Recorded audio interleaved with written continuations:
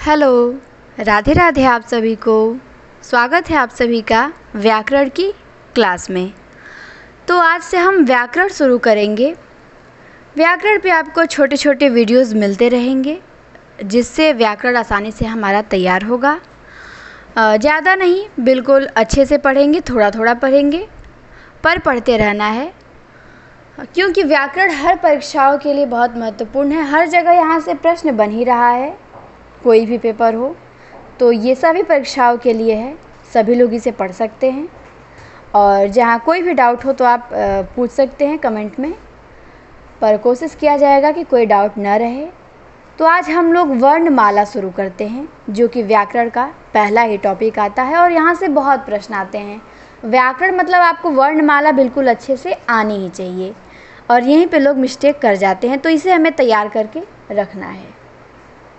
तो हम यहाँ पे वर्णमाला शुरू करेंगे, ठीक। तो पहले देखते हैं कि हिंदी वर्णमाला में कुल 52 वर्ण होते हैं।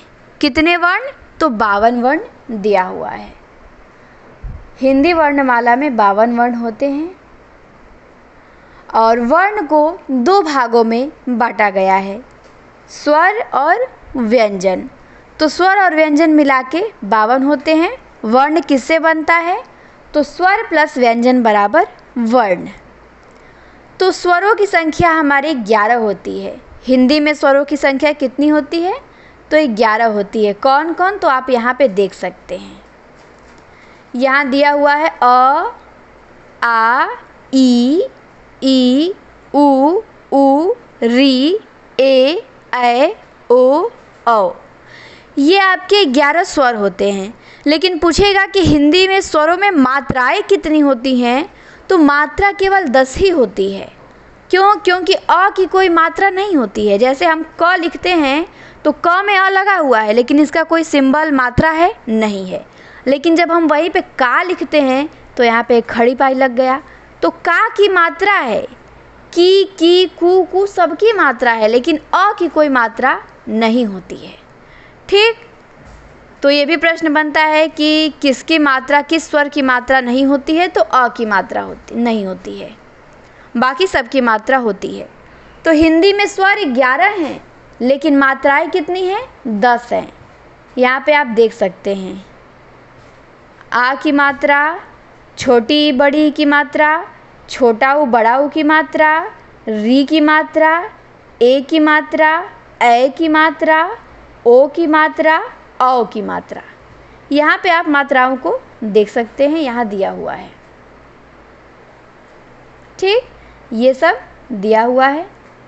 तो हिंदी में मात्राएं 10 होती हैं और स्वर कितने हैं? 11 हैं, क्योंकि एक स्वर की मात्रा नहीं होती है, तो मात्रा 10 है। अब मात्रा के आधार पे स्वरों को बांटा गया है। स्वर 11 हैं हमारे, तो उनका भी विभाजन किया गया है।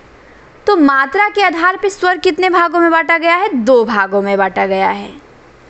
ह्रस्व स्वर, लघु या मूल स्वर, तीनों एक ही बात है।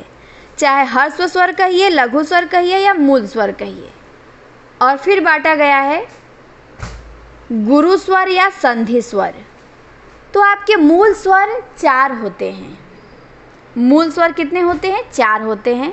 मूल स्वर उन्हें कहा जाता है जो किसी से मिल के नहीं बनते हैं, ठीक। जैसे आ हो गया तो ये अ से मिल के बना है, 2 ठो अ मिले हैं तो आ बना है, लेकिन अ किसी से मिल के नहीं बना है। तो अ, ई, उ, री, ये चारों आपके मूल स्वर हो गए। क्या हो गए? ये चारों आपके मूल स्वर हैं। इन्हीं को ह्रस्व स्वर भी कहते हैं, इन्हीं को लघु स्वर भी कहते हैं। तो ये ध्यान देना है। और मात्रा या उच्चारण के आधार पे इनको एक मात्रिक स्वर भी कहते हैं। तो ह्रस्व स्वर या मूल स्वर की संख्या कितनी है? 4 होती है। अब आता है आपका दीर्घ या गुरु या संधि स्वर, ठीक। तो अब 11 में से 4 मूल स्वर को निकाल दीजिए तो 7 बचा। तो 7 आपके ये दीर्घ स्वर होते हैं या संधि स्वर होते हैं। मतलब ये किसी स्वरों से मिल के बने हैं। मूल स्वर किसी से मिल के नहीं बना होता है, लेकिन जो संधि स्वर है या दीर्घ स्वर है, ये मूल स्वरों से मिल के बने होते हैं। जैसे आपका आ हो गया, तो जब 2 ठो अ मिलेगा अ प्लस अ तब आपका आ बनेगा। जब दो ठो छोटी ई मिलेगा तब आपका बड़ी ई बनेगा। दो ठो छोटा ऊ मिलेगा तब बड़ा ऊ बनेगा।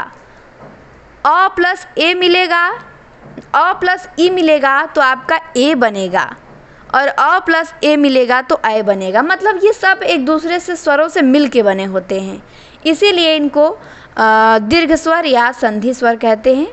और मूल स्वर आपके 4 ही हैं, तो ये आपको ध्यान देना है।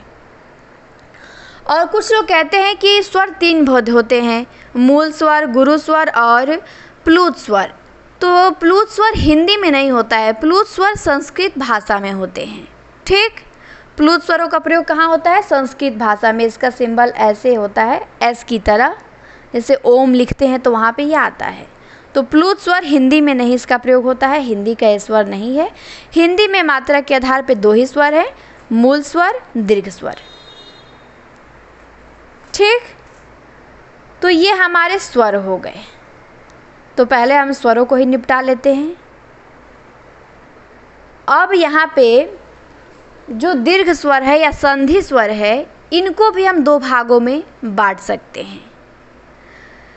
जब इनको 2 भागों में बांटेंगे हम, तो मूल दीर्घ स्वर आएगा और एक आएगा संयुक्त दीर्घ स्वर।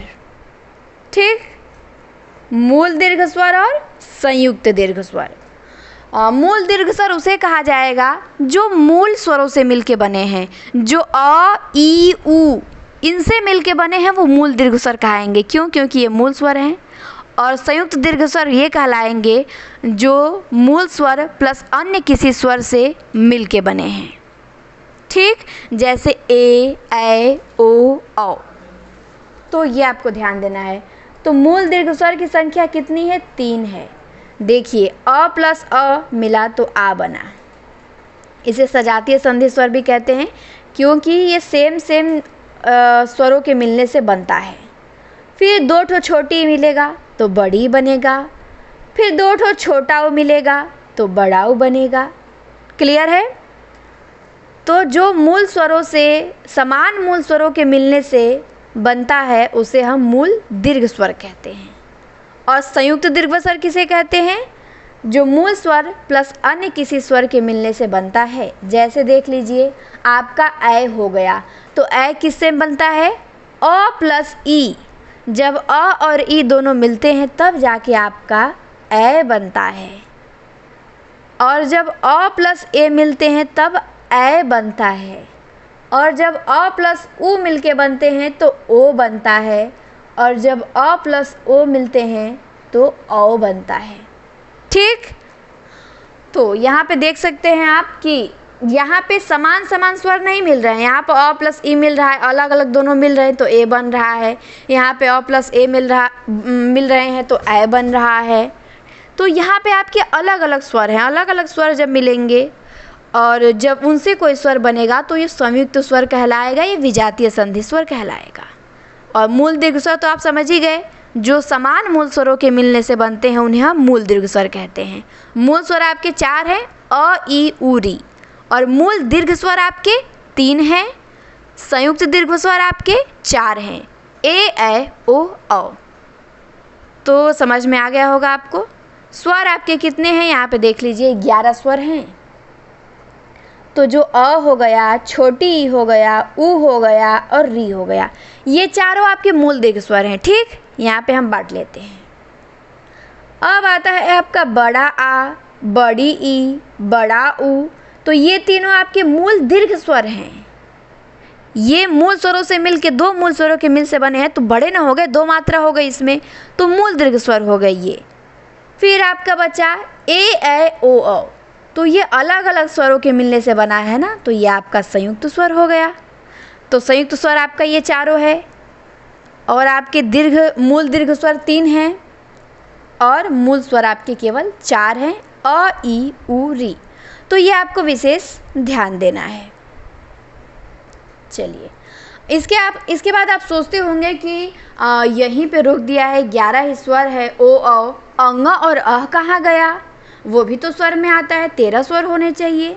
पर नहीं, वो स्वर में नहीं आता है, उसे अयोग वाह कहा जाता है। ना स्वर है ये, ना व्यंजन है, इसीलिए इसकी गिनती ना हम स्वरों में करते हैं ना केवल व्यंजन में करते हैं। अयोगवाह, अंगा और अह, ये जो अंगा है और ये अह है, इसे क्या कहते हैं? अयोगवाह कहते हैं। अयोगवाह हिंदी की वर्णमाला के अनुसार अनुस्वार तथा विसर्ग को अ का आधार लेके अंगा तथा अह के रूप में दिखाया जाता है। वस्तुतः ये स्वर ध्वनियाँ तो हैं, वस्तुतः न तो ये स्वर ध्वनि है और न व्यंजन है, लेकिन परंपरागत ढंग से इन्हें स्वरों में गिना जाता है। लेकिन संस्कृत के जो व्याकरण हुए हैं वो इन्हें अयोगवाह कहते हैं। तो अंगा और अह ये दो अयोगवाह होते हैं, ये भी हर परीक्षा में प्रश्न बनते हैं।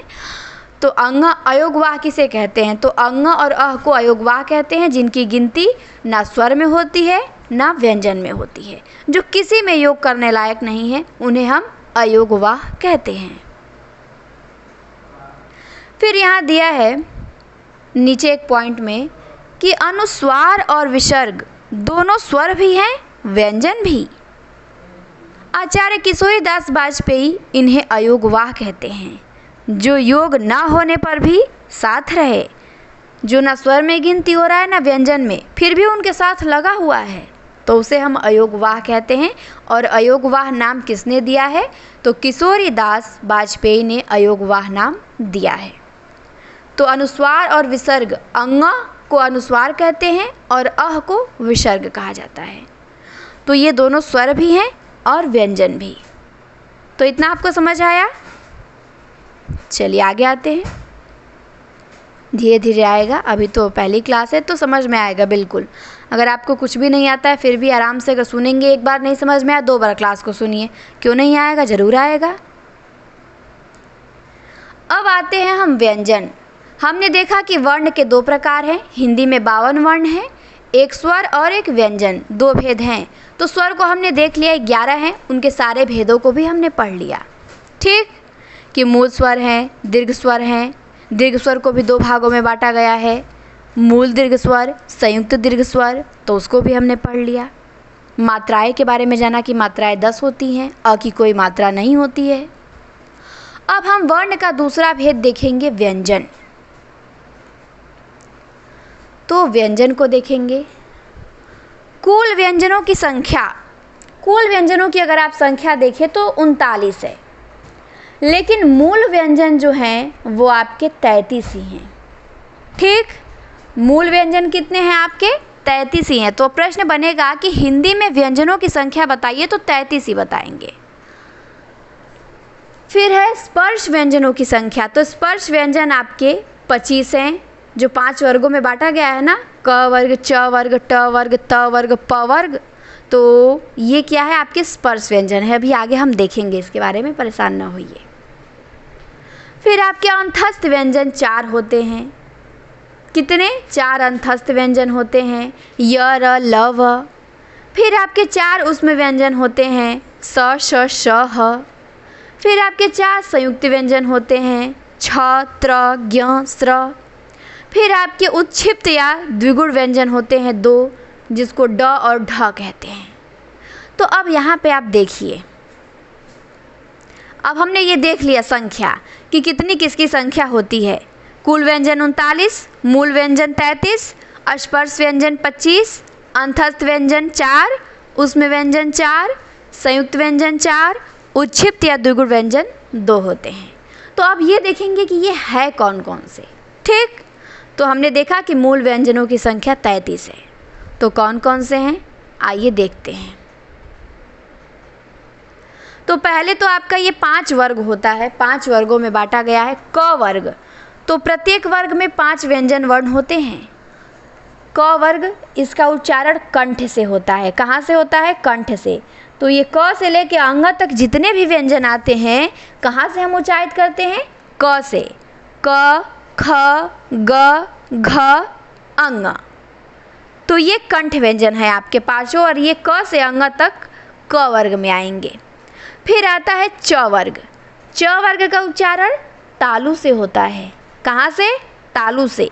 इसमें कितने व्यंजन आएंगे? इसमें भी 5 आएंगे, च, छ, ज, झ, इय। ये सभी च वर्ग के व्यंजन हैं और तालु से इनका उच्चारण होता है। फिर है ट वर्ग। ट वर्ग का उच्चारण होता है मूर्धा से। कहाँ से होता है? तो मूर्धा से होता है। इसमें आएंगे ट, ठ, ड, ढ और ड़। यहाँ पे ढ होना चाहिए, ड 2 बार रिपीट कर दिया है। ठीक, चलिए फिर आता है आपका त वर्ग। त वर्ग का उच्चारण दंत से होता है। त, जब आप ये पांचों व्यंजन बोल के देखिए, त, थ, द, ध, न, तो आपकी जीभ है वो दांत से टच होगी, तो ये क्या है? दंत व्यंजन है। त, थ, द, ध, न, ये त वर्ग में आते हैं पांचों। फिर आता है आपका प वर्ग। प वर्ग का उच्चारण ओठ से होता है। इसमें भी 5 व्यंजन आते हैं, प, फ, ब, भ, म। तो जब प वर्ग के व्यंजनों का आप उच्चारण करेंगे तो बिना ओठ चिपकाए आप इनका उच्चारण नहीं कर सकते हैं। तो इनमें ओठ, इसीलिए इसको ओष्ठ व्यंजन कहा जाता है। क्यों? क्योंकि इसमें ओठ की भूमिका महत्वपूर्ण होती है। प, फ, ब, भ, म। तो ये आपके 5 वर्ग हो गए। आपको ध्यान देना है कौन कौन से? क वर्ग, च वर्ग, ट वर्ग, त वर्ग, प वर्ग। क वर्ग का उच्चारण कंठ से, च वर्ग का तालु से, ट वर्ग का मूर्धा से, त वर्ग का दंत से, प वर्ग का ओष्ठ से। ये बिल्कुल आपको एक एक पॉइंट यहाँ का याद होना चाहिए। ठीक, और क वर्ग में क, ख, ग, घ, अंग आएगा, च वर्ग में च, छ, ज, झ, ञ आएगा, ट वर्ग में ट, ठ, ड, ढ, ढ, त वर्ग में त, थ, द, ध, न, प वर्ग में प, फ, ब, भ, म।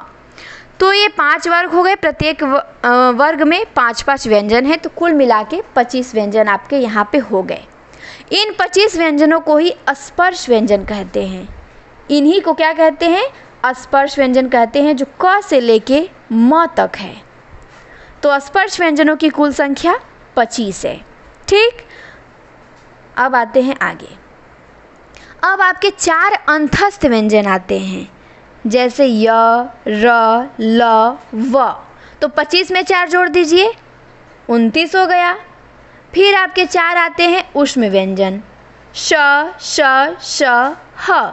ये 4 हो गए। 29 में 4 जोड़िए, 33 हो गया। तो ये 33, ये 25 और ये नीचे के 8 अंतस्थ और ऊष्म, ये 8 मिला के 33 हो जाएंगे और इन्हीं को मूल व्यंजन कहा जाता है। यही आपके मूल व्यंजन हैं। मतलब क से लेके ह तक मूल व्यंजन है। इसके आगे जो आप पढ़ते हैं ना, छ, त्र, ज्ञ, स्र, वो मूल व्यंजन में नहीं आते हैं। वो तो आपके संयुक्त व्यंजन हैं, मिल के बने हुए हैं। ठीक, 2 व्यंजनों से मिल के बने हुए हैं वो, तो वो आपके संयुक्त व्यंजन है, मूल व्यंजन नहीं है। तो मूल व्यंजन आपका क से लेके ह तक केवल है। तो ऐसे भी आप जान सकते हैं। तो उम्मीद करती हूँ इतना आपको समझ में आया होगा। आगे बढ़ते हैं। तो मूल व्यंजनों की संख्या 33 हो गई। अब यहाँ पे आप देख सकते हैं संयुक्त व्यंजन। तो संयुक्त व्यंजन आपके कितने होते हैं? 4 होते हैं।